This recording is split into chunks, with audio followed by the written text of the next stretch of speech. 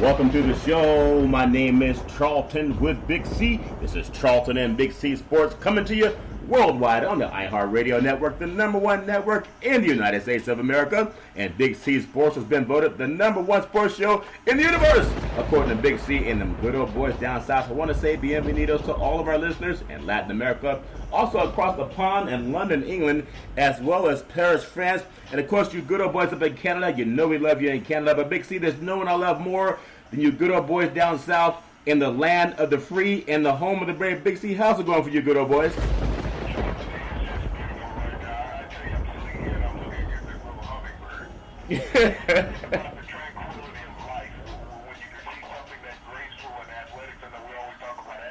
Yeah. But when you can think about what a hummingbird can do, Charlton, in flying backwards and hovering in one spot, Yeah. and doing all those miraculous things, and then the beauty of the color that it has there, Charlton. Yeah. I feel like a 2-year-old right now. Big C, is that hummingbird in trouble? You know you good old boys like to hunt. Is that hummingbird in trouble, or are you going to enjoy the beauty of it, Big C? Your thoughts? Okay, that sounds good. It might be a good chicken wing. I want to say today is a beautiful July the 28th, 2017, in the land of the free and the home of the brave. A lot of good things happening in the world of sports, some good and bad things. I just want to touch a little bit on politics. Big C, I thought I was losing my health care this morning, but John McCain, he became the real American hero last night. He told them good old boys in Congress, the Republicans, say, look, I'm not going to turn down Obamacare for some garbage. If you guys want real health care or something better, don't try to tear it down. Try to make it better the same way an automotive company makes their cars better, the same way a manufacturer will make anything better. Drug companies make their drugs better. Big C, that John McCain had the right note. Big C, your thoughts? Yeah.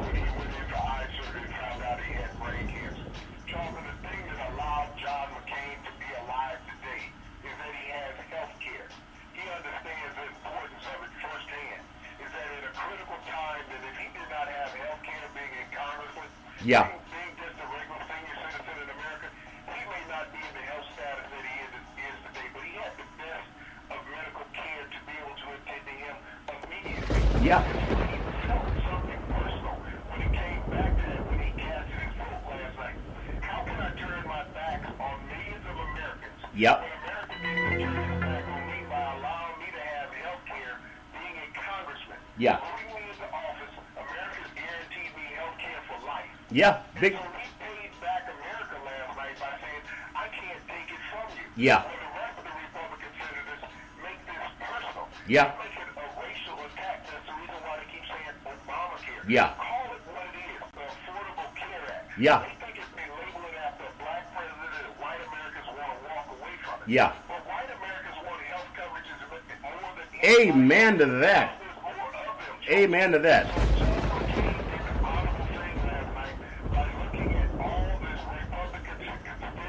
Yeah.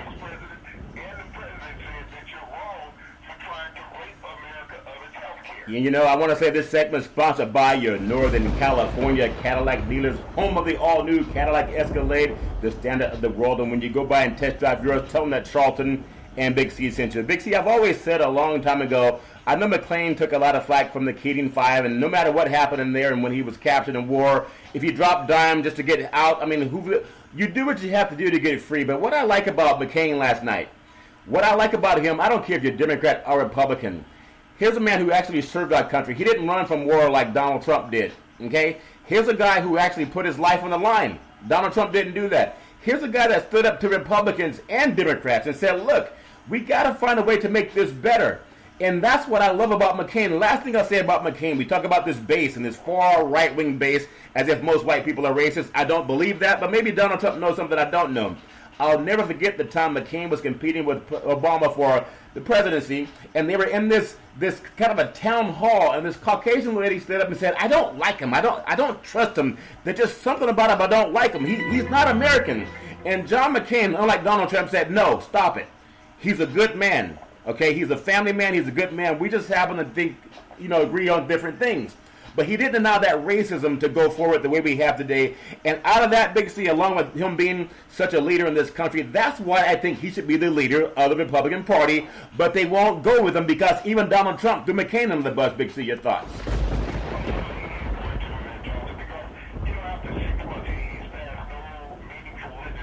No. Everything that he has tried has been nothing. Yeah. And this is what the presidency is not supposed to be. He has spent more time firing people in his legislature Yeah. than he has passing legislative measures to help improve America. Regardless of what his base thinks that he's doing this tremendous job, Yeah. all he has to do is look at himself. When he was, criticized by the leader of the Boy Scouts of America the other day,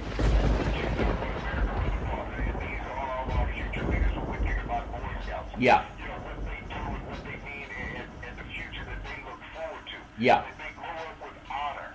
And he goes out and uses that as a political platform to little boys. Yeah. This is what I talk about when he's picking the low-hanging fruit. Yeah. He goes out and picks what the kids can pick. Yeah. And he figures he can get kids to follow it, then maybe he can get the parents to follow it. This man needs to understand that America, as the president, he has the power to improve America. Yeah. Not denigrate America as he's been doing. It's just like the Senate passed a sanction bill on Russia. Yeah. It's going to go to his desk. Will he sign it with gusto? No. All he has to do is sign it. I don't think that he will. You're not going to sign it. He's more concerned about is what he owes. Could you? He's in my back pocket. Could you imagine Putin? Could you imagine Putin calling those loans due, Big C? And also, I know they got rid of Spicer. This good old boy from New York City, he's a slick talking guy, and now he's on the phone, I guess tweeting out whatever he doesn't like about Priebus, but also had some very negative things to say that you really can't say. Priebus was let go today. Oh. Priebus, they said he resigned, but Priebus was replaced as White House Chief of Staff. Wow. White House Chief of Staff in history. Wow. Replaced by John Kelly. But Bryce Priebus is out after 6 months in the White House. You think about a guy who went out Really? on a campaign trail, raised money for Donald Trump, stood behind Donald Trump. Donald Trump said he had to go. Wow. This is what you're doing to your staff. You're not spending time correcting America or doing things for America. You're doing things to say you need loyalists behind you. You need people to back you. That's crazy. That's crazy. You're not doing anything for the American public. Well, Big C, I mean, thanks for breaking that news to me. I just hadn't followed that today, but obviously Trump is going to fire. I guess Sessions is on the hook next. But as we say, everything's fair in love and war. I do want to touch a little bit on football because training camps, everyone reported this week, Big C, and the Falcons, there's this thing about the Super Bowl hangover, but the Falcons are loaded. They're actually a loaded football team outside of Julio Jones not finding his earring, Big C. They actually have a good chance to get it back, at least to compete for their division. And then the Patriots. What is it about their obsession to win? And people think about Parcells being a great Super Bowl coach, a great football coach for the Giants, but Parcells never won a Super Bowl without the good old boy on his staff, on the defensive staff, and that's Belichick for the Patriots, Big C. Your thoughts?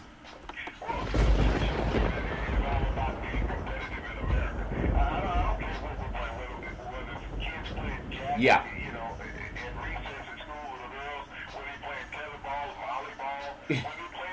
Yeah. We always had the obsession to win. When we play pickup basketball games on the asphalt course, Yeah. there is an obsession to win and be competitive in America. And now that you look at training camp is opening in the NFL, Yeah. teams are coming to camp looking for an opportunity to get back to where they were or better than what they were last year. Yeah. The hopes for the Falcons are high. I mean, they were a team that won their division, but they didn't dominate each other. No. That's the thing that people really don't understand. They were an 11-5 regular season team. They were 3 games away from being 500. Wow. Yeah. 3 games away from being 500. Matt Bryant, their excellent field goal kicker, won those 3 games for them, Charles, and his time ran out on the clock. Yeah. So you think about this team, they made it to the Super Bowl. That's a tremendous feat in the NFL in any year. Yeah. But they were 3 games away from being a 500 team and a low-round draft pick. Yeah. So this is a team, I mean, they're a good team, but they have some improvements that they need to make defensively. Yeah. And they're in a upstart division with the Tampa Bay Buccaneers, with a young, very aggressive, fast, aggressive team. Yeah. You got the Carolina Panthers that are looking to rebound from being in the Super Bowl just 2 short seasons ago. Yep. So this is a division that's not sorely won yet. Yeah. Yeah.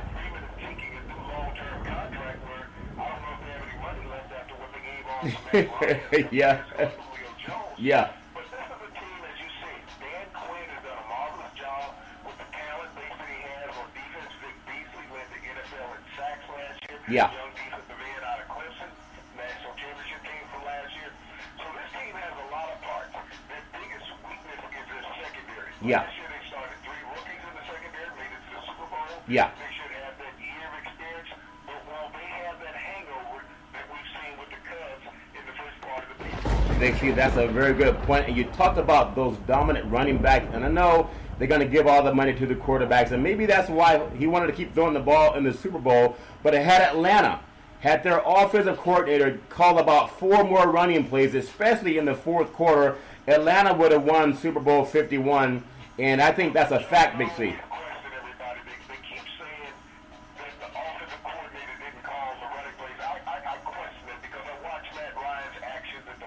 You think he audibled off?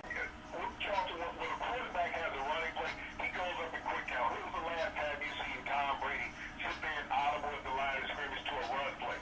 It's a quick count. He goes up for snap, gets the ball to the running back. Any quarterback, Aaron Rodgers, Charlton, or around the league, we can watch quarterbacks, Carson Palmer, Yeah. Andy Dalton.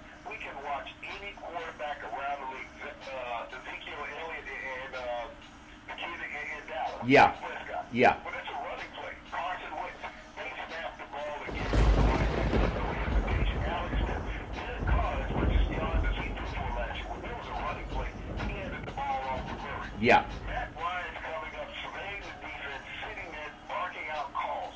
Those are audibles. He changed the play at the line of scrimmage because he thought something. On 2nd and 1. He knew that, New England was playing against the run. Yeah. He figured he could catch him sleeping. Yeah. Instead, they caught him napping. That's funny, Big C. I keep thinking about that. Everybody wants to blame the offensive coordinator. Said he didn't call running plays. Yeah. Matt Ryan called audibles, Charlton, during the Super Bowl. I've seen quarterbacks that I played with. Yeah. I've seen quarterbacks that I played against do that same motion that he did. Anybody who watches an NFL game on Sunday Yeah. or the other 7 days of the week that they play will also recognize that also. Those are not running plays called by the offensive coordinator. Big C, that's very that. He was so quick to get out of town. That's very good insight as a former All-Pro defensive player to understand that the quarterback is the one calling audibles, not the guy on the sideline. It just pops into my mind, how can a coordinator call an audible when he's on the sideline? He's not on the field seeing who's about to blitz and who's not. So obviously I think they shielded a lot the quarterback in that situation, and they'll blame it on the offensive coordinator. But like we say, all's fair in love and war. I want to ask you, the NFL is so exciting. Le'Veon Bell hasn't come to camp yet. Tomlin said there might be consequences. I don't know if it's tough talk, because how do you say it's a business? And when a quarterback or a running back don't get the money, Emmitt Smith back in the day with the Dallas didn't get his money. He didn't show up. Le'Veon Bell's asking for more money. If they don't want to give it to him, he's not showing up. It's a business. Let these guys just get a knee injury. You think the teams are going to fight to keep him around, Big C, or will they look for the second guy up?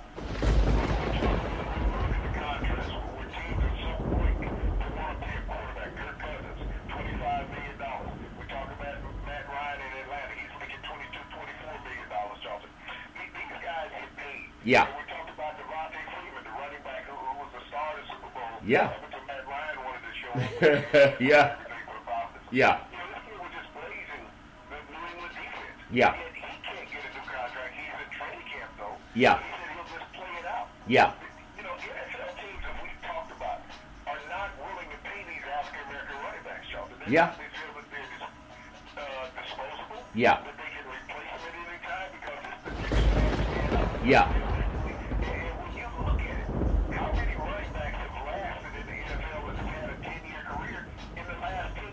Yeah. There's not a big lineup of running backs that have played 10 years over the last decade in the NFL. Those days of that dominant running back are gone, where we're going to see that same running back in the backfield dominating for one team for 10 years. Marshawn Lynch, Yeah. who just went to the Raiders. He was out of football for a year, but he only did 5 years in Seattle, Charles. Yeah. That's a good point. He was in Buffalo, but he only did 5 in Seattle. Yeah. So you think about a running back being with a team in a dominant mode. New England hasn't had the same running back for 3 years in the last decade and a half. That's a good point. That's a good point. 5 Super Bowls. Yeah. And you look up and down the list. The Green Bay Packers had a wide receiver playing running back. Yeah. When you look at all the teams in the NFL, and we talk about Le'Veon Bell wanting a long-term contract, even though he's due to make just under $12 million this year as a franchise tag. Yeah. Okay? He's missed 14 games in the last 3 years, Charlton. 14 games. So the team doesn't feel that they want to invest money in him. Yeah. Because the number of games he's missed an entire season, basically, over the last 3 seasons. Yeah. Why should we pay him? That's a very good point. We get tired of it. We'll fill it in with somebody else. There's a ton of young running backs in college football. That's a very good point, Big C. Also, I want to ask you, everybody's reported to camp already, and obviously football is the king of sports. I mean, it just is. Now, we're all excited about watching these teams. We just talked about Atlanta. We talked about the Patriots. You have the Raiders. You have the Cowboys, and all over the country. What is it like in the smaller markets where the teams aren't that great? What is it like in Jacksonville when they're not going to get more than 5 wins in a year? What is it like in Cleveland? If they get 5 wins in Cleveland, they're kind of celebrating the Super Bowl in a sense in Cleveland. And when you look at the bottom tier of the league, do you find the same kind of excitement with the bad teams? And I feel bad for the San Diego Chargers. I think it's a misjustice to take them from a stadium down there in San Diego, Qualcomm, Jack Murphy, whatever they wanted to call it, where they've hosted Super Bowls. And then they're saying it's not a good enough stadium because they can't get luxury boxes. They're playing in front of 27,000 fans in a soccer stadium. What's it like for the small market? Are they as excited as the big market teams? Big C, your thoughts?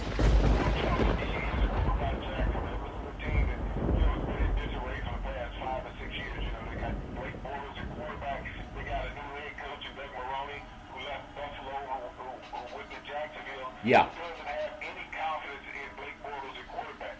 He came out just today saying, Leonard Fournette is number 1 draft pick out of LSU, and he'd love to run him every down. I don't know if he just saw that too much of a penalty, but he's talking about ending Leonard Fournette's career in 2 years and not letting Blake Bortles throw the ball at all. Big C. We've seen that out of SEC running backs. Yeah. We look at Trent Richardson.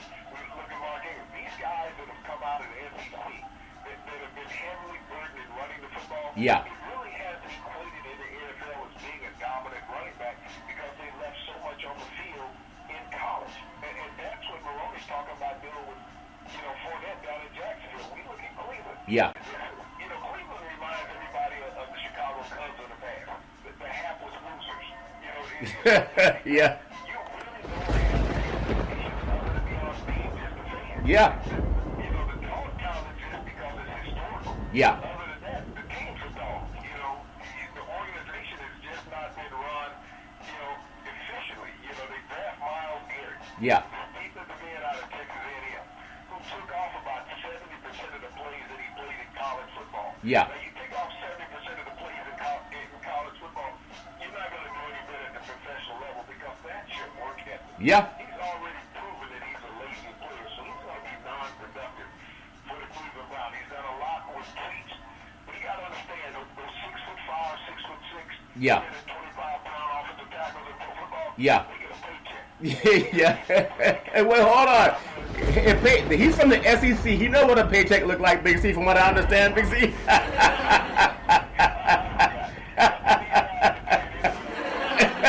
Okay, that's funny. Yeah.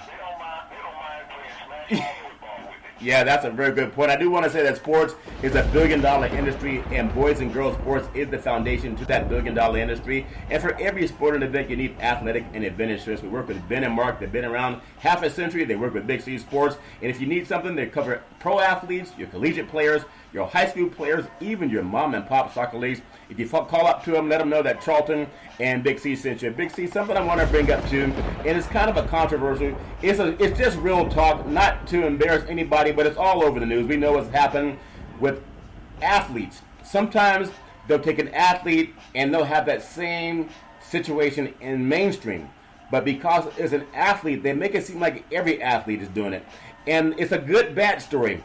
But I want to look at how athletes and mainstream can, when you look at the African-American player, I just want to bring up Lamar Odom because he was a great player for the Lakers, played in the NBA for several years. We all know his situation when he had the addiction to the cocaine and other things that was going on with him. and he almost lost his life because of that. Now, I want to juxtapose that to mainstream. If that happens to mainstream, some people are just incarcerated. They're put in front of a judge, especially if they're black, and they're sent up to prison. They're sent to prison to do time as opposed to getting rehab.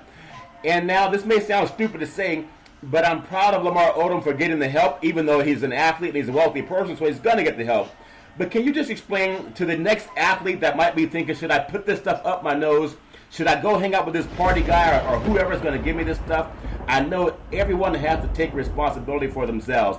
But can you just talk about how they can make better decisions? I'm not trying to seem like I'm a goody two-shoes, but this guy almost lost his life. How can we keep the next person from being that foolish and almost risking everything, Big C? Your thoughts?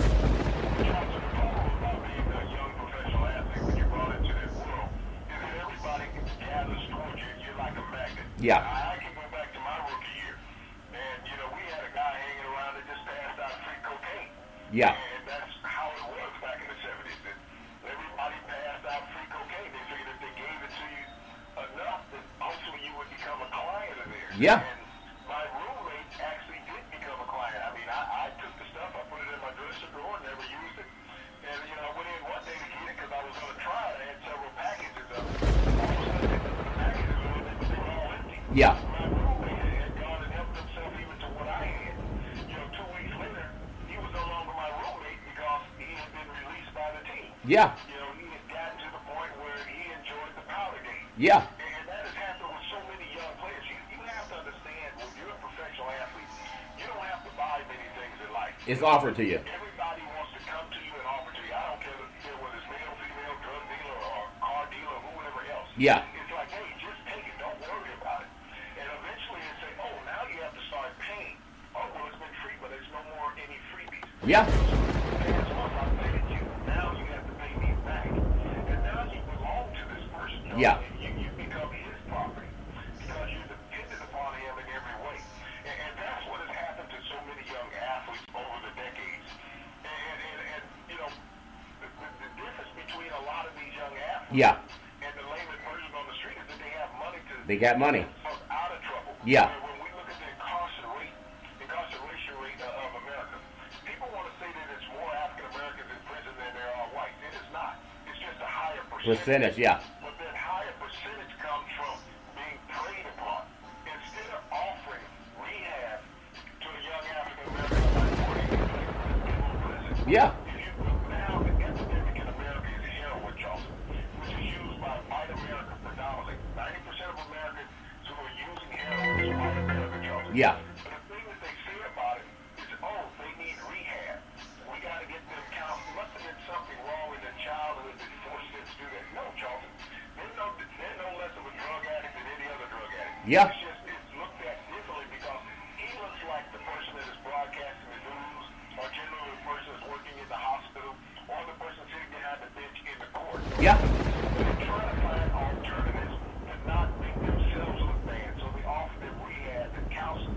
Well, that's not offered to minority Americans, Charleston. I agree. What's offered to them is cell bars and a jumpsuit. Yeah, and see, Big C, I want to bring that point up because it's training camp, and now a lot of veterans, and I appreciate you telling that candid story because it may save somebody. A lot of people reporting to camp. That means they just got a lot of money. They won the lotto on a smaller scale. They just won it. And so now they're going to have all the sycophants that will show up. They'll have the pretty women that show up. And I'm not knocking pretty women, but some people show up to be that person who's going to be the sycophants to hang around. Part of that peer pressure. And we know sometimes things are offered to people, get them hooked on whatever. The more money, the more the temptation. Just because you're rich doesn't mean the temptation goes away. Sometimes it increases. And in fact, when you have more money, it can increase. And I want to juxtapose that story with Lamar Odom, and I hope he stays well and healthy. I got to bring this point up because it's real. And as guys, as you know, they're reporting to training camp. They just got the lotto in their pocket. Don't you think people know they got the lotto? Of course they got the lotto in their pocket. A lot of them become millionaires or at least a few $100,000. This story won't go away. The Freeze story out of Ole Miss, Hugh Freeze, and the escort thing. Now, I don't know what he did. I really don't care. This is the oldest profession in the world. And he can't be the only one supporting it, whether he did or not. I don't know. But I want to bring up this story because it's one of the great coaches of college basketball. And we know that And we just got to bring it up. It's all out there. Patino, well, we know what happened with this a lady who was actually, her name was Karen Cunningham. She's 57 years old. She served 87 months in prison for extortion from Rick Pitino, the basketball coach, and I guess he was giving her money or whatever it was.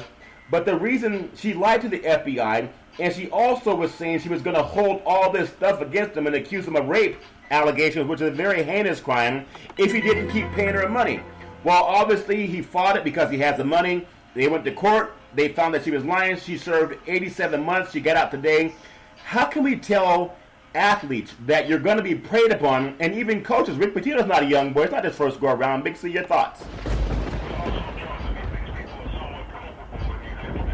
Yeah, yeah.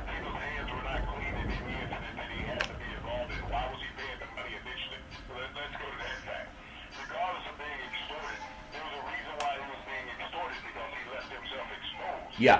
Something that he did not want to be known, even though extortion was wrong. Yeah. When we look at these young athletes who put themselves in this predicament, this is life. I don't even know if they're putting themselves in that predicament, John. These things go on every day in life. They're like car accidents. Does the car accident care how much money you have? No. No, it doesn't. No. It's only the lawyer who cares how much money you have to decide whether you're at fault or not, or you're liable for the, punitive or compensatory damages. Yeah. That's what it comes down to with an athlete. Everything that we see occur with an athlete every day, Johnson, happens 100 times over in everyday life in America. Yeah. It's just when it's an athlete, it's polarized. It's polarized. It's a news sensational story. Let's talk about him. Let's bury him. Oh, by the way, this is what we thought those people were. Yeah. You hear that so often about athletes. What happens in corporate America? I mean, think about former Congressman Anthony Weiner. Yeah. Okay, from New York. He's out there posting nude photos of his body. Think about an athlete doing that, Johnson, on some website. Yeah. How would he be, scolded and criticized in life? His career would be over. Oh, yeah. As was also. Yeah. Think about Spencer, the former mayor of New York. Elliot Spencer. His name was Lamar Odom. Yeah. But, it went away, and this was a huge political figure. We have Congressman Johnson and senators doing these things all the time. There was a police chief, Johnson, in a city not too far from me, that was sentenced yesterday to probation, okay? Yeah. 6 months probation and 80 hours of community service. Indecent exposure in a park. Wow. This is a major city police chief. Now think about how many people that he has locked up in jail. Yeah. For doing what he did. He had to pay a $2,500 fine, 6 months probation, and 80 hours of community service. You know what the community service is, Charles? What's that? Doing his job. Because that's what it is. It's community service. Wow. Okay? Yeah. Being at work served as his community service. But think about it. He has hundreds of men, most likely, in jail for indecent exposure and other heinous sexual acts that are illegal. Yeah. For doing what he did. Now, how can you stand in front of the public that elected you saying that I'm arresting these sex offenders and I'm one of them? Yeah. And I don't get charged as one. Yeah, and that's a shame. But you know what, Big C? You just made a great point. It's not just the athlete. It's mainstream, we know. But when you're an athlete, it's going to be on the news. Someone's going to take a picture of you. The same thing happened in a different set. I mean, Draymond Green has charges brought against him about punching some guy in the face back in Michigan about last year. And because people have money, they come after you. So I hope a lot of athletes will stay away from the knuckleheads that offer you that garbage. And there's people who want to get you hooked because that's how they eat. And yeah. When we talk about politics and sports overlapping, Yeah. the reason why athletes are sued is because there's no cap limits on personal lawsuits, okay? Yeah. We just saw O.J. Simpson get probation. Yeah. He's going to get a $33 million lawsuit against him. Yeah. And not that he had $33 million when the lawsuit was granted against him. Yeah. Nor will anybody ever see that. But as long as there's never cap limits, these are the people you go after. You go after athletes because their salaries are publicized. Oh, yeah. When was the last time you saw a list of everybody, the top 600 wealthiest men in America? You don't see the wealth level of a pro owner Yeah. of these teams, but they post the athlete salary. We talked about Tom Benson a couple of days ago. There was in a lawsuit with his family. Yeah. Instead of going through with the lawsuit, he settled. Just settled. For, dozens of millions of dollars to the family because he didn't want to disclose his Yeah. and its non-profit status with the NFL to let the public know how much NFL owners make, and they don't have to pay taxes on it. Yeah. But they publicize every player's contract, regardless of the professional sport. We see it run across the bloggers every day. So-and-so signed for $72 million over 4 years. Yeah. He got a 2-year deal, $36 million. We hear this every day. All the time. So the public is out there licking their chops. They see an athlete going down the street walking. You want to bump into him and fall over. All of a sudden, you bruise your elbow and you can't use your elbow. yeah. That's true, Big Z. The media makes athletes vulnerable more than the athletes make themselves vulnerable. Yeah. Because if it's no longer publicized, if it's no longer made public knowledge, what an athlete makes. We've heard these exorbitant contracts in the NBA free agency. Yeah. What these guys are getting. We've heard about players holding out in the NFL because they want to make more. You should be able to make more. But if you're going to publicize what an athlete makes, publicize what the owners make. Yeah. That's true. Publicize what the executives in the organization make, Charles. They feel just as vulnerable in the public's eye as the athlete is. Because the athlete has a short window that is owned by one of these team members. Yeah. But you can lose that athlete at any time. So don't just do undue diligence to these athletes by letting the public know what they make and making them vulnerable subjects out there in the public. Big C, that's a very good point. I also want to touch on just being careful out there, guys. I know you have the money, but also there's people that are going to take it from you as soon as you get it. Big C, we talked so much in the past month about the Conor McGregor and Floyd Money Mayweather fight. The real fight coming up is you have Jones and Cormier, and that should be the fight. It's going to be a rematch, but you have John Jones, who's a 6'4", 205 pounds, and Daniel Cormier, 5'11", 205. Cormier is 38 years old, and Jones is 30 years old. When you think about that, these guys have great records. Cormier is 19-1. He has 7 decisions, 6 TKOs, and 6 submissions. You have Jones, and he said probably a better fighter, 9 TKOs, 6 submissions, and 7 decisions. And Jones won the first fight, but he also has that thing hanging over his head where he was suspended by the Nevada Commission for, I guess he was doing something with his blood. Big C is a better way of saying it. Your thoughts, Big C? Yeah. Yeah, well, I didn't get tested yet. Yeah. Yeah. Oh, yeah. Yeah. Yeah. Yeah.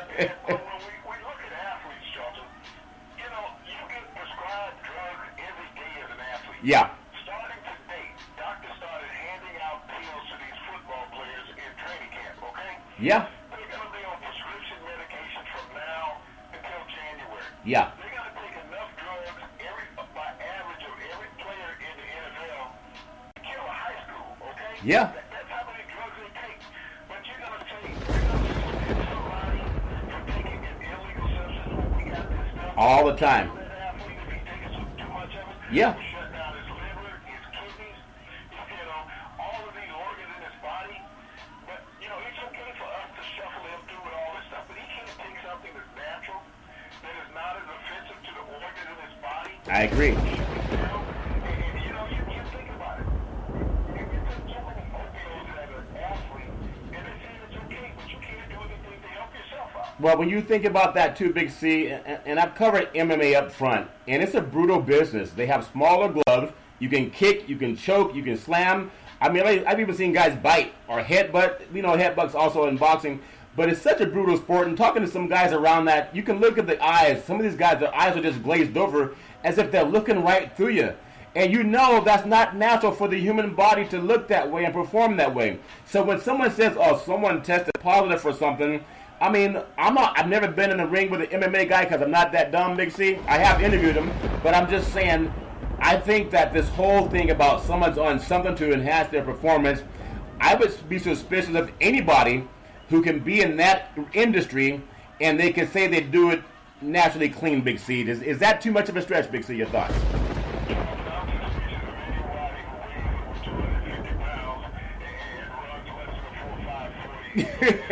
Yeah. I look at the MMA guys, there's no one that can walk into a ring that's natural. Conor McGregor has proved that to everybody with his Yeah, he's dumb. He's an idiot. Yeah. And you get these things going through it. There's a reason why after a boxing match and an MMA match, first thing they do, and this is what they do, they're going to take a pee test. Yeah. Let's go fill up the cup. This is the first thing they do because they're trying to find out what's in that cup analogy that's on the banned substance list. Yeah. But these players and these athletes, regardless of the sport, have become so sophisticated now, John. Yeah. Oh, yeah.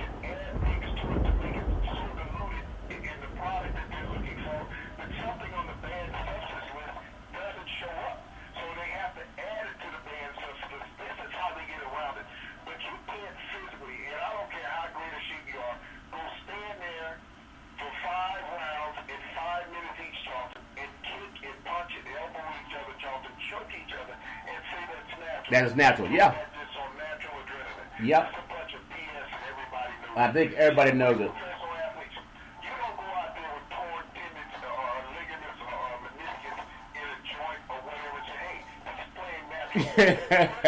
Yeah.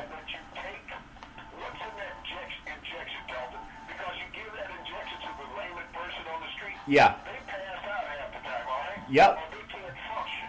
But when they have to numb up certain parts of your body, and they have to give you painkillers for the rest of your body, Jonathan, and they're saying, okay, if you take something that's not on this injectable, you know, list that we have, Then you're disqualified. we will suspend you. Yeah. You know, how do you do that to people? Well, Big C, that's a very good point. Obviously, at the Honda Center in Anaheim over this weekend, how did Las Vegas not get that fight? That's the real fight when you think about it. I mean, you think about the record, 19-1 for Cormier and 22-1 for Jones. So you're telling me that's not going to be hyped the way Mayweather and McGregor's hype? That's the real UFC fight, but obviously it's not the same hype machine. Big C, we just touched on something that I want to end on. Obviously, you know, we love baseball, even though baseball is in the heart of baseball right now, outside of when we're getting to the playoffs. But people are still talking about football and even some basketball talk. And all the UFC starting to even outpace baseball. I don't know where golf is on the ratings chart, not that high up. But I want to look at Bud Selig, you know, getting elected to the Hall of Fame. He served from 1992 to 1998. But the bad mark about him is he served in what's called the steroid era, Big C, where a lot of players won't get elected. But the commissioner who oversaw baseball and supposed to know everything, why is he getting a free pass to go to Cooperstown, Big C? Your thoughts? Yeah.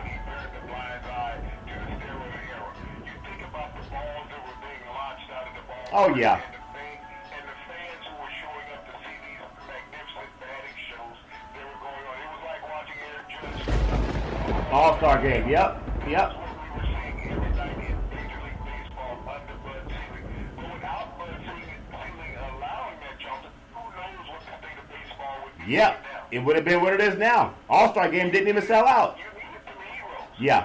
You know, you think about it, the home run derby came around under his watch, Jonathan. Yeah. We needed some heroes in baseball, and that's what he created. He rejuvenized America's game. Yeah. So he deserves to be in the Hall of Fame based on that, Jonathan. He gave up ownership of his Milwaukee Brewers to become, the commissioner. Commissioner. of baseball. So he Yeah. knew where baseball was struggling. But baseball was better off for Bud Selig and what he allowed, Jonathan. Steroids is never going to go away in any professional sport. No. You're going to need some knowledge. The technology nowadays, Jonathan, to hide everything Yeah. scientifically, everyone does it. When you're making millions of dollars, you can afford to take a chance. And so if you can take a chance to prolong your career 1 or 2, 3 more years, Jonathan, Yeah. but you only face a 4-game suspension, and by facing that 4-game suspension, it allows you to make another $12 to $20 million. I would take that chance, Jonathan. I heard a former baseball player say, look, if I'm working 9 to 5, I'm making $50,000 a year. By playing baseball, I'm making $20 million a year. You read between the lines. Big C, as I want to close out the show on this beautiful day, it is actually the July the 28th, 2017. You know, there was a guy by the name of Drew Bondini Brown. He was Ollie's right-hand man, and he talked a lot about Rumble, young man Rumble. Big C, what are you looking forward to in the world of the sports universe?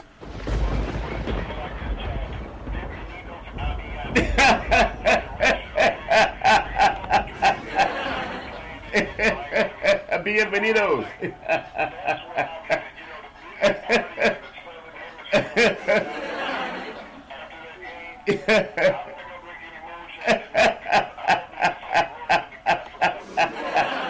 That's funny. Well, I'll tell you what, Big C, you and a lot of good old boys will be down there as well. And I think Cristiano Ronaldo decided not to come because he knows there's going to be too many people partying. Speaking of partying,